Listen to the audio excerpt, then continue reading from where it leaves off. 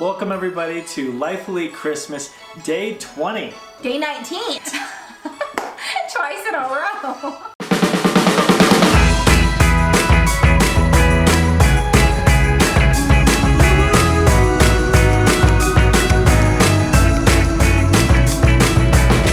Okay guys, so we are getting very excited for the new year, and today we are talking about the 5 things we want to stop doing to be healthier in 2020. So these are 5 I won't say easy, but 5 things you can change to start implementing before getting into 2020, right? Yes, exactly. This is what you should do before the new year Cut these things out of your life. Exactly. Cut these things out. It's going to make a huge difference in 2020 for you. We all want to just kick off the new year being our healthiest, and we've got a lot of fun stuff coming, so we thought this would be a great preemptive video. Really easy 5 things you can cut out. Number 1 thing to stop doing is skipping stretching. So skipping your warm-up or skipping your cool down when it comes to your workouts. This is so incredibly important, and I am 100% guilty of skipping these because I want to just get my workout in. I maybe take a couple of minutes to stretch or warm up a little bit just to get like actually physically warm. But stretching before and after your workout is so incredibly important to prevent injury, to make sure that you're like moving that lactic acid out of your body so that you can work out the next day. It is incredibly important. So if you're skipping this and you get injured, you'll know why. All right, so number 2 is making your workout time negotiable. This is a huge one. People think that other things in life are more important than the workout, and that's a real problem. So if you really plan on living the healthier life, meeting the potential or meeting your, if you will, the health that you want and the health that you deserve, you have to take it seriously. And so a big piece of that is no longer negotiating on when you're gonna work out or if you are going to work out. Okay, so number 3 is stop not planning your workouts. Sounds like a double negative. That's a double negative. Yeah, stop not planning your workouts. So you should plan your workouts. Make sure that you are planning what you're gonna be working out every day. If you go to the gym and you constantly feel like almost anxiety because you're like, I don't know what to work out, I don't know what I'm gonna do, and you just end up kind of doing like a kind of not great workout, it's because you're not planning out what you're gonna be doing. If you plan out your workouts and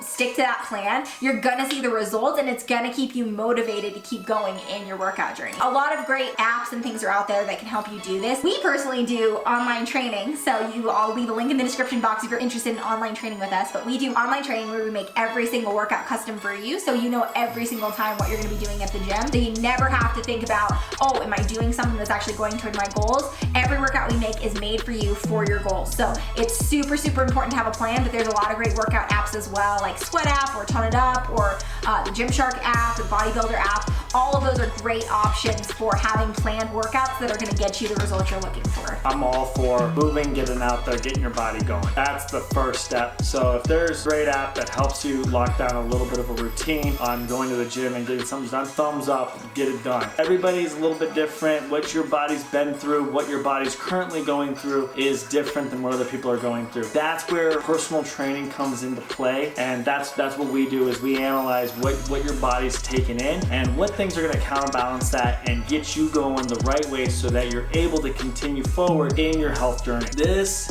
one is a great one.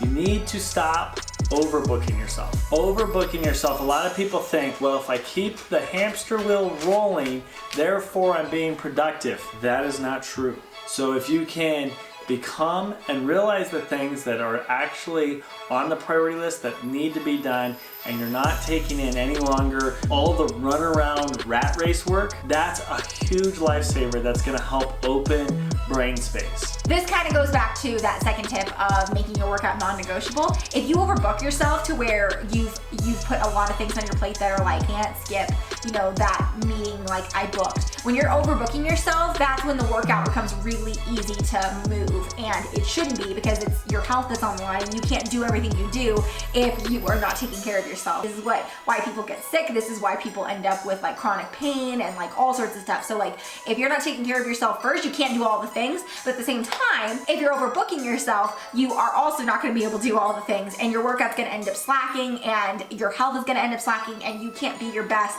for your family and friends and for your career and for, you know, all the commitments you have in your life if you're not taking care of yourself first. So give yourself a little bit of buffer. Like this is one of my New Year's resolutions because I'm really bad about that. Okay, and number 5 is a pretty easy one if you think about it, but at the same time, it's difficult because it's so easy to do at the same time. So number 5 is to stop buying unhealthy food. So it sounds easy in theory, and our big tip here, we're gonna come out with like a whole video series in January on this, but our big tip here is to read labels and to really think about what you're putting into your body. So instead of easily going and buying a pack of soda, or going and getting those prepackaged meals that you always get, or buying a prepackaged snack or something like that, or eating out for lunch, start being really deliberate about what food you're putting into your body, because it's gonna help you feel your best, and you're also gonna start seeing the results you want in your body because of what you're eating. Nutrition is so incredibly important, and so one thing you can do that's an easy one is when you're going to do your grocery shopping,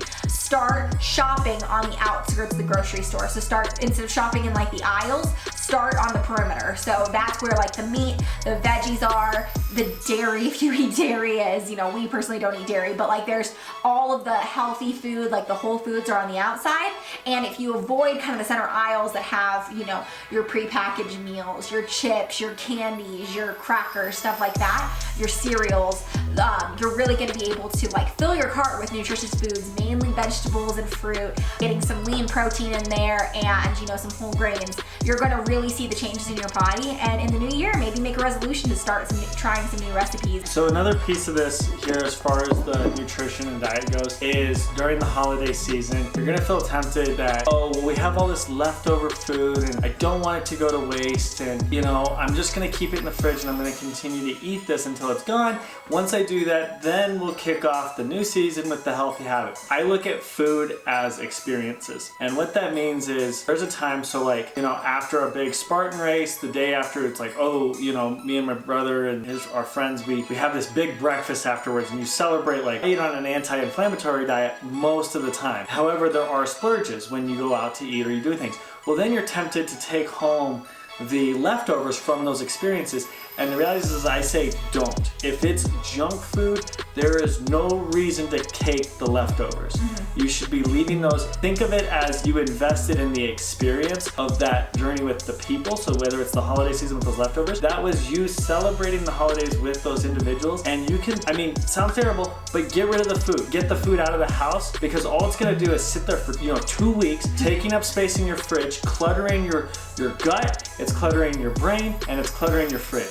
Get rid of it. So we hope you guys enjoyed this video. We hope these tips really help you get prepped for the new year. We're so excited to start a new decade. This one's been pretty darn good as far as I'm concerned. I'm like excited to see what the 2020s have to offer. So if you guys are excited, give this video a thumbs up and let us know in the comments what you're the most excited about in 2020. And we will see you guys tomorrow for Life Elite Christmas Day 20. And make sure you subscribe and click the notification bell as well, because we have a lot more videos coming and we don't want you to miss any of them. So again, give this video a thumbs up and we'll see you guys tomorrow. Tomorrow.